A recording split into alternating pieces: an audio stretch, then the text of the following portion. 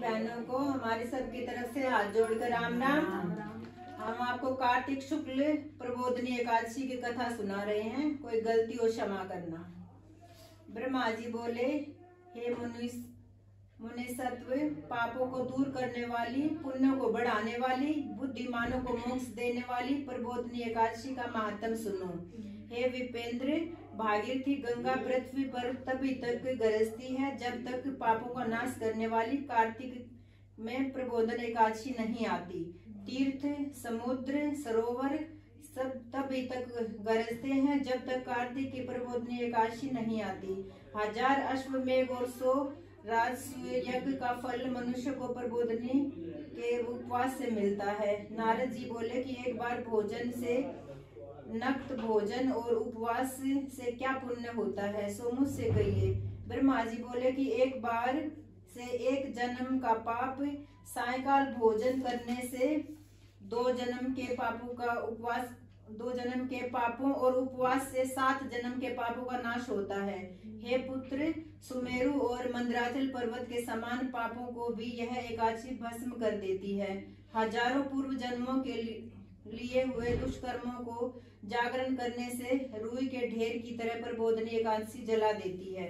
जो स्वभाव से विधि पूर्वक प्रबोधनी एकादशी का उपवास करता है, उसको जैसा फल कहा है वैसा ही प्राप्त होता है। व्रत को बिगाड़ने वाला जो अधम ब्राह्मण पर स्त्री गमन करता है, उसके संतान नहीं होती। जो गुरु और ब्राह्मणों को अहंकार दिखलाता है, उसका पुण्य शीघ्र ही नष्ट हो जाता है और धन संतान नहीं होते। जो नीच मनुष्य साधुओं का अपमान करके प्रसन्न होते हैं और जो अपमान करने वालों को नहीं रोकते, वे अपने कुल का नाश देखते हैं। इसलिए जिससे संसार में निंदा न हो, ऐसा कोई बुरा काम नहीं करना चाहिए। अच्छे कर्म करने चाहिए जिससे धर्म नष्ट न हो। जो कोई अपने मन में ये सोचते हैं कि हम प्रबोधन का व्रत करेंगे, तो ऐसा विचार करने से ही उसके 100 जन्म के पाप नष्ट हो जाते हैं। जो कोई प्रबोधनी की रात्रि को जागरण करता है, वह बीते हुए, वर्तमान और भविष्य के 10,000 कुल को विष्णु लोक में पहुंचा देता है। सब तीर्थों में स्नान करने से, गो स्वर्ण पृथ्वी का दान करने से फल नहीं मिलता जो एकादशी के जागरण से फल मिलता है। जैसे मनुष्य की मृत्यु निश्चय, वैसे ही धन का नाश भी निश्चय है। यह समझकर हे मुनि श्रेष्ठ, एकादशी का उपवास करना चाहिए। जो कोई विधि पूर्वक प्रबोधनी एकादशी का उपवास करता है, उसके घर में त्रिलोकी के सब तीर्थ आ जाते हैं और वही ज्ञानी, योगी, तपस्वी और जितेंद्रिय है। उसी को भोग और मोक्ष मिलता है। यह एकादशी विष्णु की प्यारी है और धर्म के सार को देने वाली है। इसका एक बार व्रत करने से ही मोक्ष का भागी हो जाता है। जो मनुष्य एकादशी का व्रत करके भक्ति से भगवान का पूजन करते हैं, उनके 100 जन्मों के पाप दूर हो जाते हैं। इस व्रत से भगवान को प्रसन्न करके 10 दिशाओं में प्रकाश करता हुआ मनुष्य विष्णु लोक को जाता है। यह पवित्र एकादशी धन धान्य को देने वाली और सब पापों को दूर करने वाली है। भक्ति पूर्वक इसका व्रत करने से कोई वस्तु दुर्लभ नहीं है।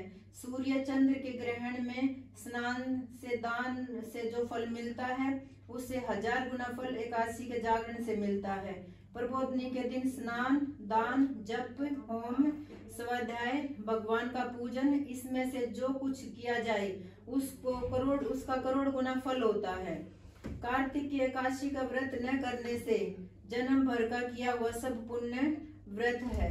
हे मुने, कार्तिक में मधुसूदन जैसे शास्त्र की कथा वार्ता से प्रसन्न होते हैं, वैसे यज्ञ और हाथी आदि दान से नहीं होते। जो मनुष्य कार्तिक में विष्णु की कथा को पूरी अथवा उसका आधा अथवा चौथा श्लोक कहते हुए सुनते हैं, उसको 100 गोदान का फल मिलता है।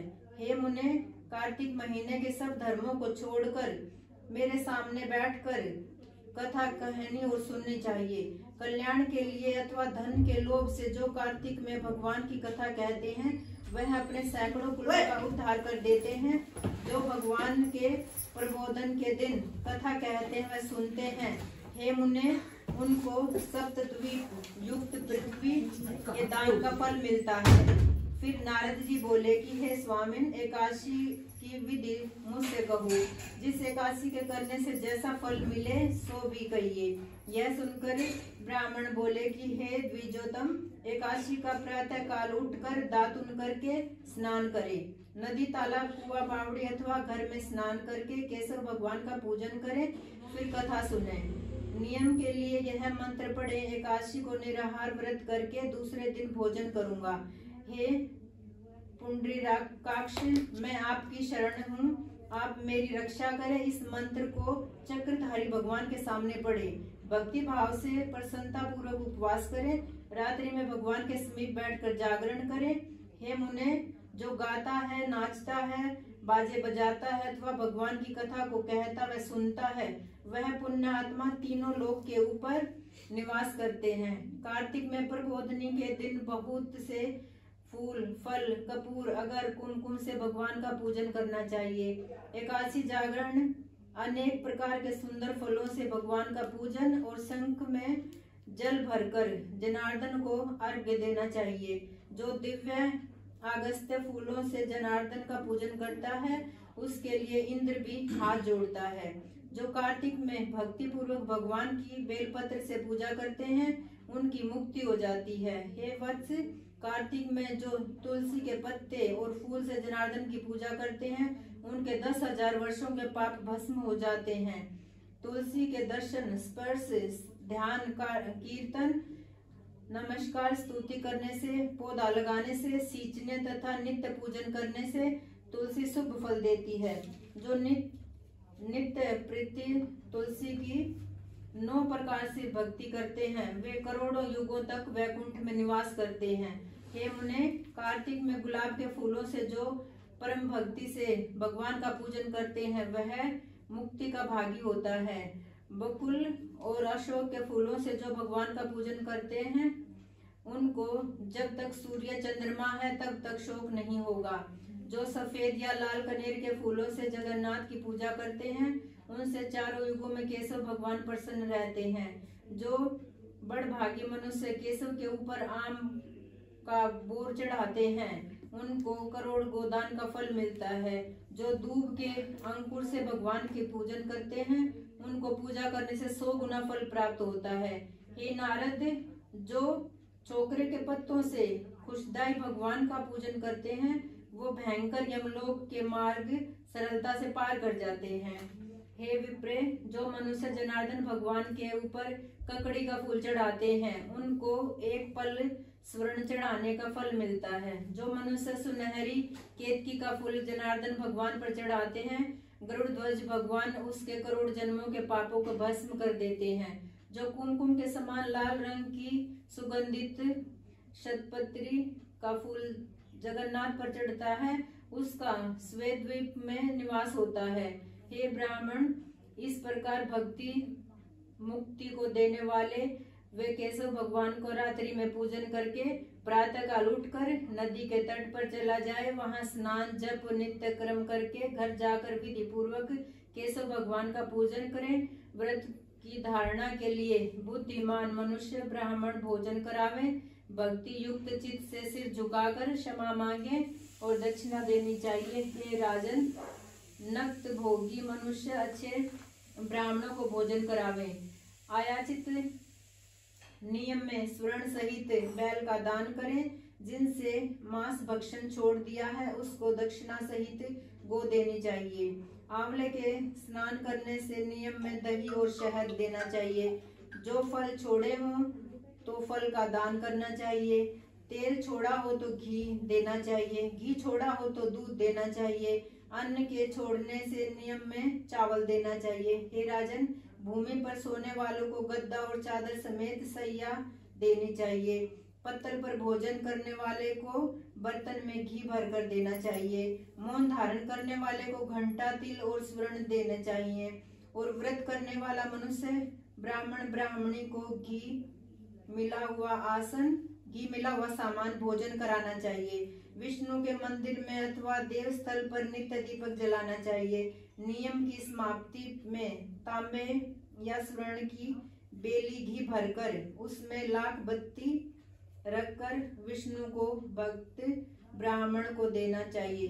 विष्णु के भक्त ब्राह्मण को देना चाहिए। ब्राह्मण को नमस्कार करके विदा करें, फिर आप भोजन करें। 4 महीने में जो छोड़ा है उसकी समाप्ति करें।